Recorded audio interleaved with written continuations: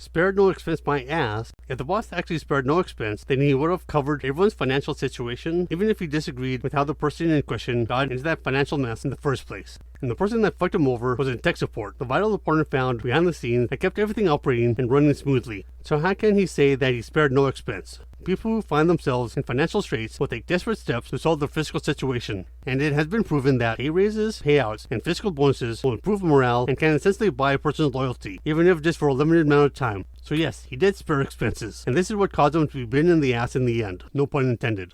Greetings and welcome back to Checkpoint Gaming Gaslands Legacy. With this episode, we will be going over Chapters 6 and 7. With Chapter 6, Tech Support, the players are to play the Capture the Flag scenario and in the core rulebook, with the illustration being that the flags are swapped out with technicians, with the player needing to obtain 2 technicians in order to win. In order to represent the technicians, miniatures are to be used if they are available.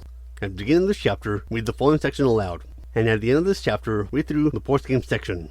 Assuming there are still staff working at this dino park, Genesis must have the sort of nerds who know how to slow this plague. Search the facility and find some tech support. With the tech support postgame, read the following section aloud before moving on to the postgame conditions.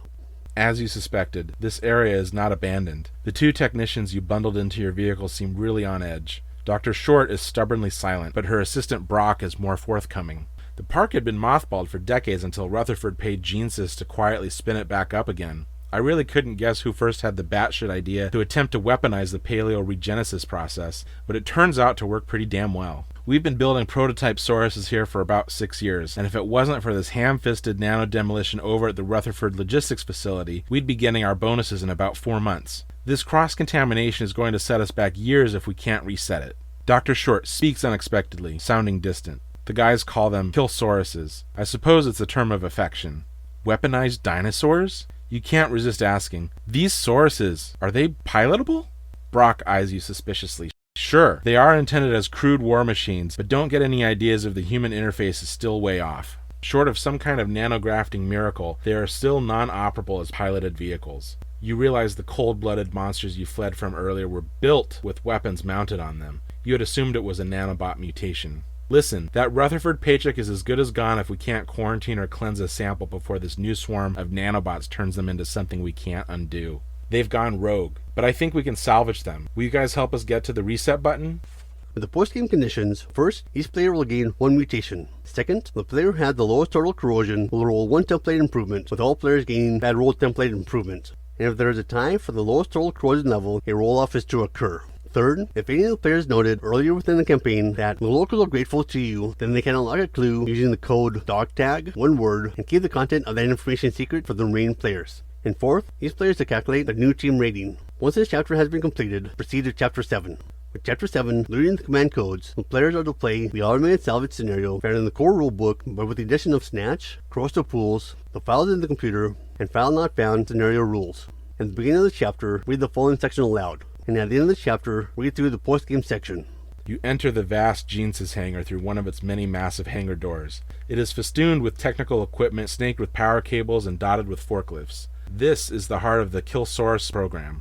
As you zoom down the central thoroughfare, you start to notice the regular organization of tall bays and electrified pens that betray its purpose. There is a shocking amount of blood and gore, and the distant roars confirm your suspicions. This facility is overrun by angry mutated dinosaurs. Dr. Short says the shutdown override codes are stored in the databanks in the central computer hub at the heart of this giant facility. We need to find them fast and then get to the radio towers to broadcast the codes. With the Snatch scenario rule, change the automated salvage scenario round circle rule so that it reads, once per step, if a vehicle sustains damage from an enemy vehicle, then the controller of the damaged vehicle will have to place 1 salvage counter touching any point on the vehicle's side edge. If a vehicle's movement template or final position overlap a salvage counter, then that vehicle gains 1 salvage point and the salvage counter is removed from the play area. The scenario's endgame condition is also to be changed so that it reads, the game will end when 1. There's only 1 player possessing a vehicle in play at the end of any given round, or 2. 3 rounds have elapsed, whichever comes first. With the Corrosive Pools scenario rule, when setting up the table for this given chapter, the players will take turns placing corrosive pools upon the play area. This placement process will continue until there are 3 corrosive pools found upon the play area. With these corrosive pools, it should be represented by an item that represents a gloopy or swampy piece of scenery at roughly medium length across. They also count as treacherous terrain. The first time during the chapter that each of the vehicle's movement templates or final position overlaps any corrosive pools, the vehicles will be noted as got goo on it. What the files are in the computer scenario rule, first read the following section aloud. As you barrel into the GeneSys computer hub, tires squealing on the slick floors, you are presented with a jungle of crates, computers, databanks, and generators. You know roughly what you're looking for, but it's a needle in a haystack. From there, a single command codes token is to be set aside at the start of the game, with bonus points being given if a tiny computer miniature is used as a token. If the command codes token is currently set aside, then whenever a vehicle gains a salvage point, then its controller will roll a die. With this die roll, add the team's current total salvage points. If the result is equal to that of 6 or higher, then the command codes token is to be placed upon that vehicle's dashboard.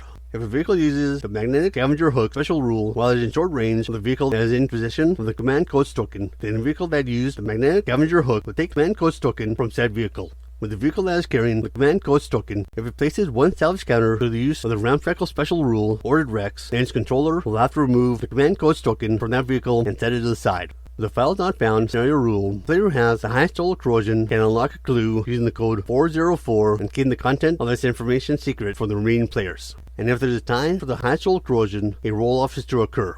With looting command codes post-game, it consists of the following components. First, if a player is in possession of the command store token at the end of the game, they will have to know that they possess the command codes. Second, if a vehicle is noted as got goo on it, then mark one corrosion on it followed by removing that note.